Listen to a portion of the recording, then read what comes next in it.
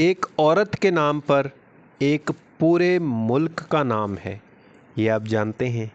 क्या आप जानते हैं एक ऐसा सिटी भी है जो हज़ारों हज़ारों साल पहले आबाद था और वक्त की धूल ने उसे कहीं दफना दिया।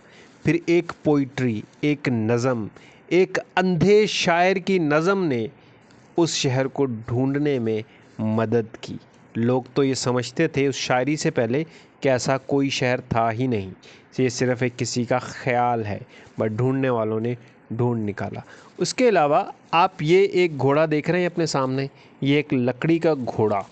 ये घोड़ा क्या है, ये क्यों इसकी इतनी अहमियत है और इसके ऊपर क्या मिसाल बन चुकी है? इसके अलावा क्या आप जानते हैं कि कोई एक ऐसा शख्स भी गुज़रा है तारीख़ में कि जिसको मारने के लिए सिर्फ़ और सिर्फ़ उसकी एड़ी पर, हील पर ही तीर मारा जाना चाहिए था, तब वो मरता, अदरवाइज़ वो नहीं मरता। क्योंकि एक मिथ के मुताबिक उसकी माँ ने उसको जो गुस्ल है वो दिया था पैदा होते ही आबे हयात से, अमृत से उसको गुस्ल दिया था।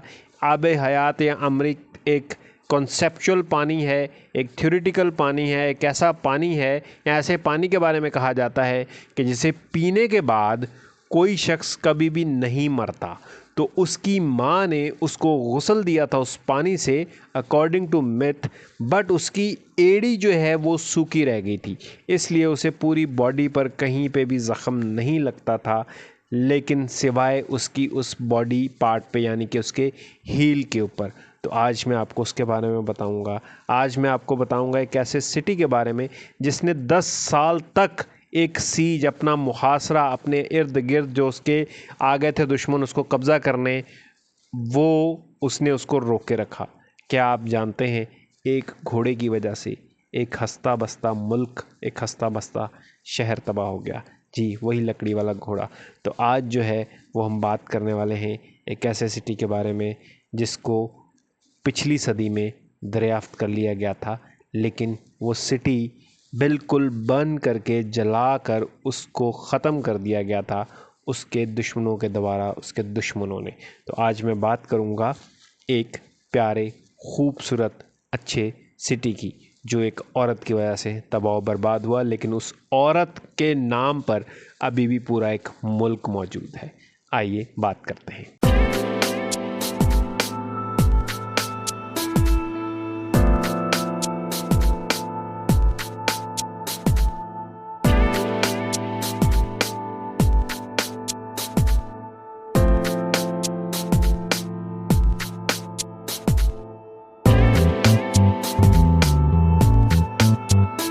उमर जो है वो एक अंधा शायर था, अंधा था, ब्लाइंड था, लेकिन उसको अल्लाह ने शायद इनर आंखें दी हुई थी, अंदर से वो सारी चीज़ें देखता था।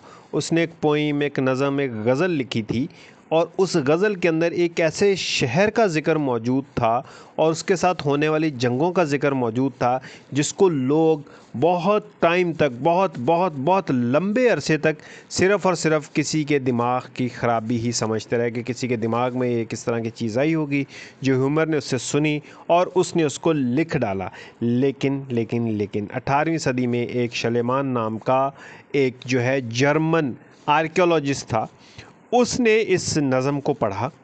पढ़ने के बाद उसने क्या किया कि उसने खुदाइयाँ शुरू कर दी। वो जो थोड़े बहुत उसके हिंट दिए थे कि समंदर के करीब है वो शहर, या इस तरह की सतह मुर्तफ़ा या ज़मीन या इस टाइप की ज़मीन पर है, तो उसको जितनी इस टाइप की ज़मीनें मिली जो समंदर से करीब करीब थी, उसने वहाँ पर खुदाई शुरू कर दी। फाइनली मौजूदा तुर्की के इलाके में उसको वो शहर मिल ही गया।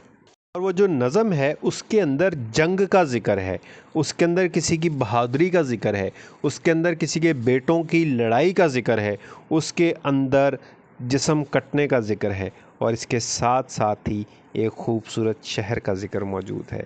तो वो नज़म बहुत ही खूबसूरत है। मैं नीचे डिस्क्रिप्शन में मैं वो नज़म लगा भी दूँगा। इंग्लिश में है, मैं ट्राई करूँगा उसको मैं उर्दू और हिंदी में कर दूँ ताकि आपको पढ़ने में आसानी रहे।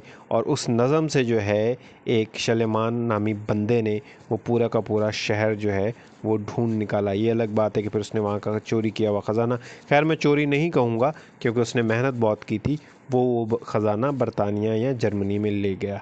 तो आइए मैं उस शहर के बारे में आपको बता रहा हूँ, पूरी सही तरीके से बात करते हैं कि वो शहर था क्या।